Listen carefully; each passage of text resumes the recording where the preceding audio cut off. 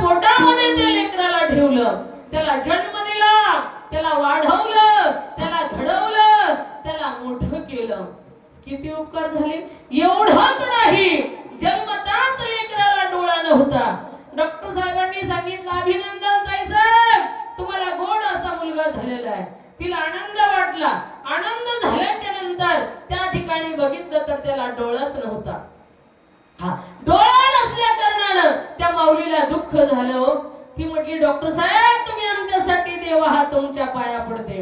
एक काम करा, माझ्या लेकराला बिना डोळ्याचं मी पाहू शकत नाही. हा एक अवयव नाही ना, मला फार त्याचं दुःख होतंय. तुम्ही एक काम करा, माझा उजवा डोळा काढा आणि माझ्या लेकराला बसवा. त्या ठिकाणी उजवा डोळा काढला आणि लेकराला बसवला. माऊली लक्षपूर्वक कीर्तन आहे का. लेकराला बसवला आणि ते लेकरू लहानाचं मोठं झालं. शाळेमध्ये घातलं, अभ्यासाला 1 नंबर निघलं. प्रत्येक वेळी त्याचा 1 नंबर यायचा. करता करता 10वीची परीक्षा झाली, चांगल्यापैकी मार्क पडले. गावातील प्रतिष्ठित लोकांनी त्यांचा सन्मान सत्कार केला. सगळ्या माता मावल्या सहित त्याच्या सत्कारासाठी गेल्या. सर्वांना आनंद वाटला. अरे बाबा म्हणले, ठकूबाईने लहानाचा मोठं केलं हो लेकरू. त्याचा बाप तो छोटा होता तेव्हाच गेला. अरे बाबा, लहानपणी जर बाप गेला ना तर त्याचं दुःख काय आहे त्याच व्यक्तीला विचारा. इतकं अत्यंत कठीण दुःख असतं. एक एक क्षण मात्र एका युगासारखा त्या लेकराला आणि त्या आईला जात असतो. हाडाची काढ रक्ताचं पाणी करून, लोकांची मोल मजुरी करून, याच्या त्याच्या बांधाला खुरपायला जाऊन त्या लेकराला शिक्षण शिकवलं. पण दैवयोगाने त्याच्या भाग्याने तो हुशार निघला. गावाने त्याचा सन्मान सत्कार करायचं ठरवलं आणि ठरल्याच्या नंतर याने सांगितलं, साहेब गावाने सत्कार करायचं ठरवलं. हो रे बाळा म्हटली, मला तर एवढा आनंद झाला. कोणच्या आईला आनंद होणार नाही मायबाप. लेकराचं कौतुक कोणाला करावं वाटत नाही. कौतुकावरती सुद्धा मी तुम्हाला विशेष पद्धतीने सांगणार आहे. लक्षपूर्वक कीर्तन आहे का. त्या ठिकाणी आईला कौतुक असतं लेकराचं. ते लेकरू कसंही असो, ते ढवरा असो, शेमडा असो, काळा असो, गोरा असो, गुणवान असो, अवगुणी असो, कसंही असो, तरी ती आई म्हणत असते, माझा कृष्णासारखा दिसत आहे बाळ, माझ्या कलाला कृष्णासारखा दिसत आहे. तरी काय तिला असतं तर कौतुक असतं. म्हणून ती कौतुक करत असते. तसं हिला कौतुक वाटलं. म्हटली, बाळा उद्या तुझा सत्कार होणार आहे ना, मी सुद्धा पाहायला येणार आहे बरं का. त्याने सांगितलं, खबरदार आहे, तू आतापर्यंत मी एवढं झेलले म्हणे. माझे मित्र सुद्धा मला तुझ्यामुळे नाव ठेवतात. मी शाळेत गेलो की म्हणतात, आंधळीचं काटा आलं, आंधळीचं पोरग आलं, आंधळीचं बाळ आलं. मला खूप चिडवतात माझे मित्र. मी कंटाळून गेलेलो आहे म्हणे. उद्या त्याला तू त्या ठिकाणी यायचं नाही आणि तू जर आली तर सक्त ताकीद केली. मी घर सोडून, गाव सोडून, तालुका सोडून, जिल्हा सोडून, राष्ट्र सोडून जात असतो आणि आयुष्यात तुझं तोंड सुद्धा पाहत नसतो. ठीक आहे बाबा. टचकन बिचारीच्या डोळ्यामध्ये पाणी आलं. रडली होती माय, रडली. तिला सारा भुंडका आला, रडली. बाळा ठीक आहे, तुझ्या सुखामध्ये माझं सुख, तुझ्या दुःखामध्ये माझं दुःख. तू आनंदी आहे ना, बस मला काही नको, मला एवढंच पाहिजे. मला नकोय काय बाळा, तू सुखी राहा बेटा, हरकत नाही. तुला नाही आवडत, नाही येत मी, काही हरकत नाही. बाया गेल्याच्या नंतर त्या ठिकाणी पाठीमागून गल्लीतल्या बाया आल्या. त्या म्हटल्या, हो मावशी, काय तुम्ही वेड्यासारखं करताय. एवढं मोठं लेकराचं कौतुक होणार आहे आणि तुमच्या मनाला तर किती आनंद झालाय. आम्ही सगळ्यांनी जायचं आणि तुम्ही घरी बसायचं, हे आमच्या बुद्धीला काय आवडत नाही बरं. चला बरं. त्या म्हटल्या, नको, माझ्या लेकराला वाईट वाटेल, माझ्या लेकराला दुःख होईल, माझ्या लेकराला पटणार नाही. बाया म्हटल्या, नाही, लेकरापाशी जायचंच नाही, स्टेजवरती जायचं नाही आपल्याला, लांब गेट पाशी बसून त्या ठिकाणी आपल्याला त्याचं कौतुक पाहायचंय. तुम्ही एका डोळ्याने पाहू शकता ना. अरे म्हटले, हे पण खरंय. ठीक आहे. त्या माऊल्यांनी तिला ओढत आणल्याच्या नंतर त्या ठिकाणी त्या बसल्या गेट पाशी. परंतु स्टेजवरती जे मॅनेजमेंट करणारे महाराज होते का, त्यांचं लक्ष गेलं. अरे म्हटले, एवढं असतं या लेकराचं कौतुक होणार आहे. खरोखर त्याची माय किती धन्य असेल. धन्य माता पिता तयाची या कुळी कन्या पुत्र व तिजे सात्विक तयाचा हरिक वाटे देवा, तया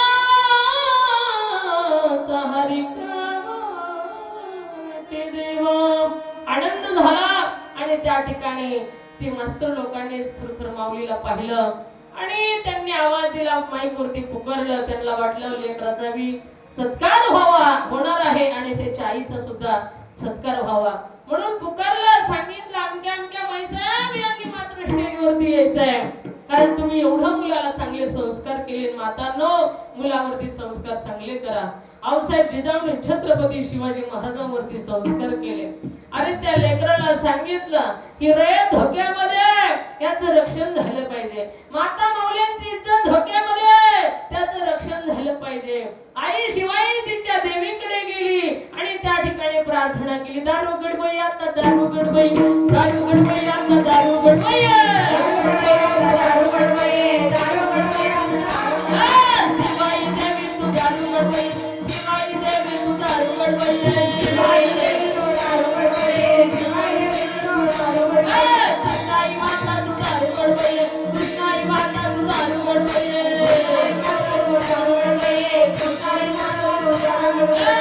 तुझ्या मुली दारू गडबई, तुझ्या मुली माता ती दारू गडबई, दारू गडबई, तुझ्या मुली माता ती दारू गडबई. कोल्हापूरची महालक्ष्मी दारू गडबई, कोल्हापूरची महालक्ष्मी दारू गडबई, कोल्हापूरची महालक्ष्मी दारू गडबई, कोल्हापूरची महालक्ष्मी दारू गडबई. दारू गडबई आता दारू गडबई, दारू गडबई आता दारू गडबई, दारू गडबई, दारू गडबई आता दारू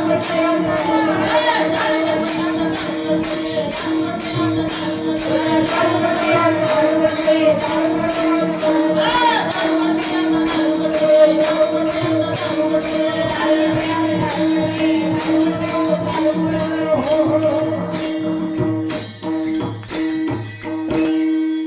दारू गडबई आता दारू म्हटल्याच्या नंतर आधी माय शक्ती प्रकट झाली. अनादि निर्गुण निर्गुण प्रकट विभवानी,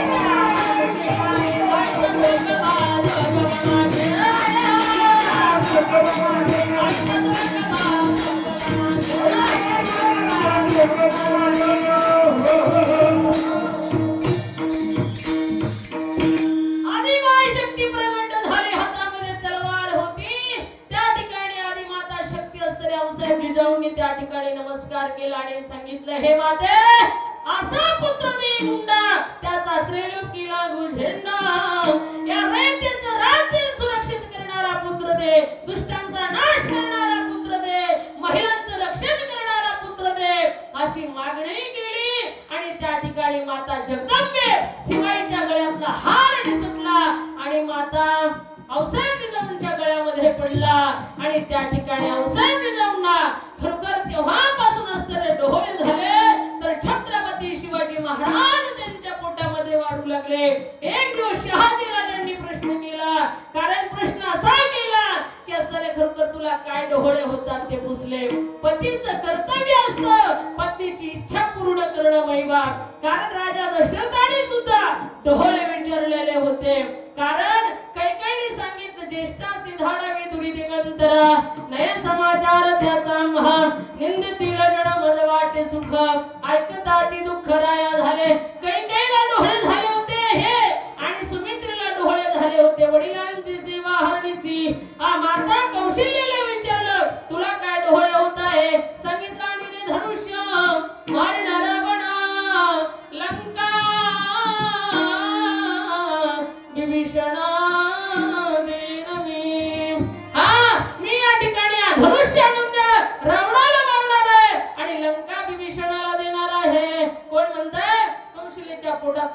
म्हणत होता. हा, तुमच्या डोळ्यावरती डिपेंड आहे महिला मंडळ. तुमचं होणारं संतान पुढे काय कर्तबदारी करणार आहे. आऊसाहेब निजामनं शहाजी राजांना विचारलं काय डोळे होत आहेत. तेव्हा त्यांनी सांगितलं माझे डोळे तुम्हाला जर ऐकायचे असतील तर ऐका.